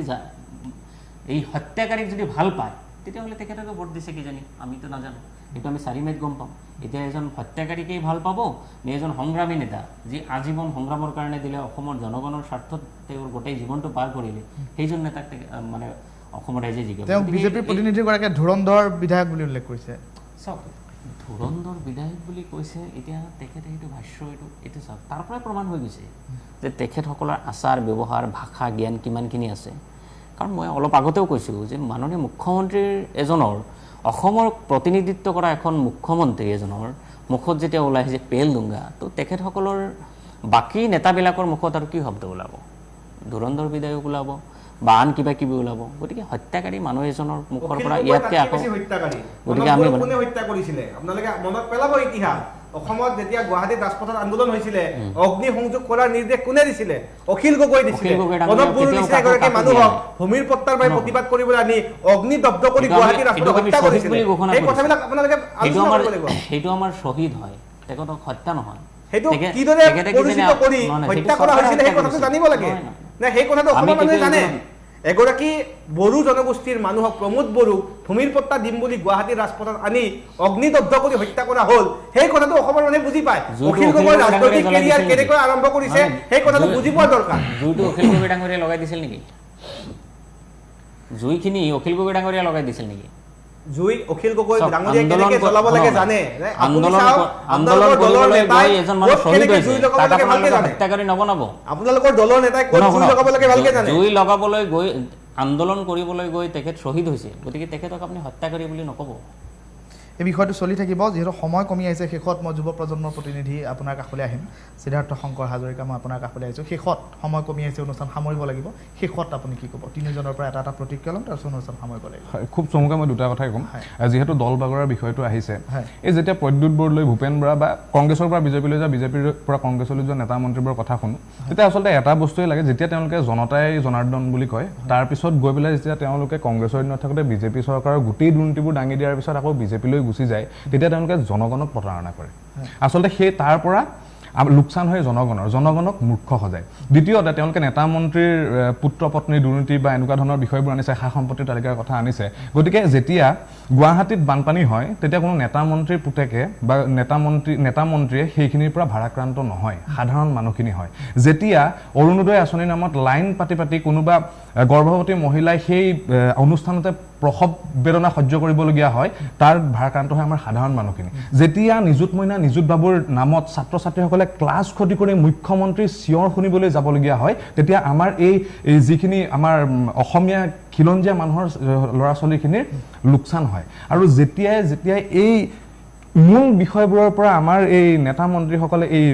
হিন্দু মুছলমান বা এনেধৰণৰ কথাবোৰ কৈ ফালৰি কাটি নিবলৈ চেষ্টা কৰি থাকে তেতিয়া আটাইতকৈ ডাঙৰ লোকচানটো হয় এই জাতিটোৰ গতিকে যিহেতু তেওঁলোকে এতিয়া চৰকাৰ কৰাৰ চিন্তাত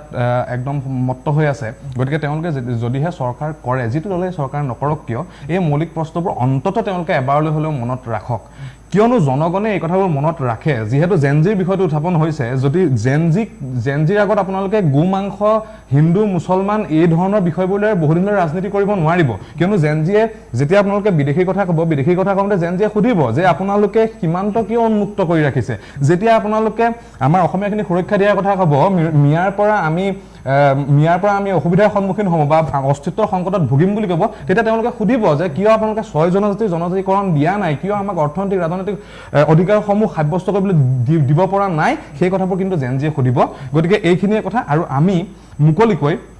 কেইটামান বস্তুত গুৰুত্ব দিম যে আপোনালোকে যিমান এই ধৰণৰ ৰাজনীতি কৰি থাকক কিন্তু আমি মৌলিক কথাবোৰ লৈ যেতিয়ালৈকে আপোনালোকে এই ৰাজনীতি কলুষিত কৰাৰ ধাৰাবোৰ চলাই থাকিব তাৰ বিৰুদ্ধে আমাৰো প্ৰতিবাদ এনেদৰেই আমাৰ মুকলিকৈ যিবোৰ মৌলিক প্ৰশ্ন আছে সেই প্ৰশ্নবোৰ আলোচনা কৰাৰ মাজেৰে আমাৰো প্ৰতিবাদ চলি থাকে ধন্যবাদ জ্ঞাপন কৰিছোঁ মুন্তালুকাৰ শেষত আপোনাৰ পৰা এটা প্ৰতিক্ৰিয়া ল'ম শেষত আমি 4 তাৰিখলৈকে অপেক্ষা কৰিব লাগিব আশাবাদী কাৰণ আমি পুনৰবাৰ তৃতীয়বাৰৰ কাৰণে অসমত ভাৰতীয় জনতা পাৰ্টীৰ নেতৃত্বত NDA নেতৃত্বত চৰকাৰ গঠন হ'ব আৰু এই জনতাৰ যি ৰায়দান তৃতীয়বাৰৰ কাৰণে যিহেতু যি ৰায়দান দিব আমি শিৰণতভাৱে মানি ল'ম আৰু আমাৰ যে দায়বদ্ধতা আমি এই ভাৰতীয় জনতা পাৰ্টীৰ যি নিৰ্বাচনী ইস্তাহাৰত আমি যিসমূহ বিষয় সন্নিৱিষ্ট কৰা হৈছে প্ৰতিটো বিষয় যাতে আমি দায়বদ্ধতাৰে পালন কৰিব পাৰোঁ আখৰে পালন কৰিব পাৰোঁ তাৰ কাৰণে আমি প্ৰতিশ্ৰুতিবদ্ধ আৰু পুনৰবাৰ অসমৰ জনসাধাৰণক এইবাবেই ধন্যবাদ দিছোঁ যে ইমান শতাংশ মানুহে ভোটদান কৰিব আহিছে গণতন্ত্ৰক বিশ্বাস ৰাখিছে আৰু এই যিটো নতুন ভোটাৰ তেওঁলোকে ফাৰ্ষ্ট টাইম ভোটাৰে যি সিদ্ধান্ত লৈছে তেওঁলোকে যাক চৰকাৰ বিচাৰে সেই সিদ্ধান্তই হ'ব এই সিদ্ধান্তক 4 তাৰিখৰ পূৰ্বে ধন্যবাদ জ্ঞাপন কৰিছোঁ এক্সিট পোলৰ নিচিনাই হ'ব পুনৰবাৰ অসমত বিজেপি চৰকাৰ নুৰ আলম ডাঙৰীয়া অন্তিমটো আপোনাৰ পৰা মন্তব্য ল'ম আমাৰ সিদ্ধাৰ্থ শংকৰ হাজৰিকা ডাঙৰীয়াই যিখিনি কথা কৈছে অসম আৰু অসমীয়াৰ স্বাৰ্থত সঁচাকৈ এইখিনি কাম যদি হয় বা প্ৰত্যেকখন চৰকাৰ যাৰাই নহয়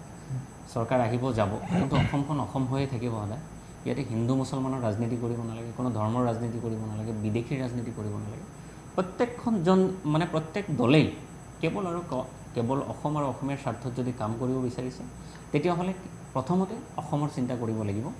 ধৰ্মৰ কথা পাহৰিব লাগিব, কোনে কি খাইছে, কোনে কি পিন্ধিছে এইবিলাক পাহৰিব লাগিব। কেৱল আৰু কেৱল তেখেতে এটা বস্তুৱে লক্ষ্য কৰিব লাগিব, অসমখন কেনেকৈ উন্নয়নৰ শিখৰত লৈ যাব পাৰোঁ, অসমত কেতিয়া আমি ৰাউণ্ড দ্য ক্লক কাল্টিভেশ্যন কৰিব পাৰোঁ, অসমৰ নিবনুৱা সমস্যা কেনেকৈ সমাধান কৰিব পাৰোঁ, কেনেকৈ আমি মানে আপোনাৰ জব ক্ৰিয়েট কৰিব পাৰোঁ, কেনেকৈ আমি অসমৰ ল'ৰা ছোৱালী বা জেন-জিক আমি স্কিল বনাব পাৰোঁ, এইবোৰ মানে মৌলিক যিবিলাক দায়িত্ব আছে সেইবিলাক আমি পালন কৰি গ'লেহে অসমৰ উন্নয়ন হ'ব। তাৰ বাহিৰে যিমানবোৰ আমি চিঞৰি নাথাকোঁ একো কামত নিদিয়ে। তাৰ সদশেষত আমি ক'ব বিচাৰিম যিটো এক্সিট পোল দিছে এজেঞ্চিবোৰে, এই এক্সিট পোলটো কেতিয়াও সত্য হ'ব নোৱাৰে, এইটো আমি ভুল বুলি অসমৰ ৰাইজে প্ৰমাণিত কৰিব অহা 4 তাৰিখে। গতিকে আমি অসমৰ ৰাইজক বা আমাৰ যিবিলাক বিৰোধী মঞ্চৰ প্ৰাৰ্থী আছে বা জনগণ আছে, কৰ্মকৰ্তা আছে, সকলোকে আমি অনুৰোধ কৰিম আপোনালোকে হতাশ হ'ব নালাগে, 4 মেলৈ অপেক্ষা কৰক, আমাৰ নিশ্চয়কৈ আমাৰ চৰকাৰ হ'বলৈ গৈ আছে। ধন্যবাদ জ্ঞাপন কৰিছোঁ নুৰ আলম ডাঙৰীয়া, ৰাইজৰ দলৰ প্ৰতিনিধি, আপোনাক ধন্যবাদ জ্ঞাপন কৰিছোঁ। যুৱ প্ৰজন্মৰ প্ৰতিনিধি গুৱাহাটী বিশ্ববিদ্যালয়ৰ ছাত্ৰ সিদ্ধাৰ্থ শংকৰ হাজৰিকা, আপোনাক ধন্যবাদ জ্ঞাপন কৰিছোঁ। আৰু বিজেপিৰ প্ৰতিনিধি মুন তালুকদাৰ, আপোনাকো ধন্যবাদ জ্ঞাপন কৰিছোঁ। প্ৰিয় দৰ্শক, আজিৰ বাকযুদ্ধ আমি ইমানতে সামৰিব লাগিব, 4 মেলৈ অপেক্ষা কৰিব লাগিব। এই বাকযুদ্ধত হোৱা বিষয়টো, আলোচনা হোৱা বিষয়টো আচলতে প্ৰকৃতাৰ্থত কিমান দূৰ সত্য প্ৰমাণিত হয়, NDA নে বিৰোধী ঐক্য মঞ্চৰ চৰকাৰ হ'ব, সেয়া 4 মেত জল পট হৈ পৰিব। তাৰ বাবে মাত্ৰ 48 ঘণ্টাৰ অপেক্ষা। ধন্যবাদ, নমস্কাৰ।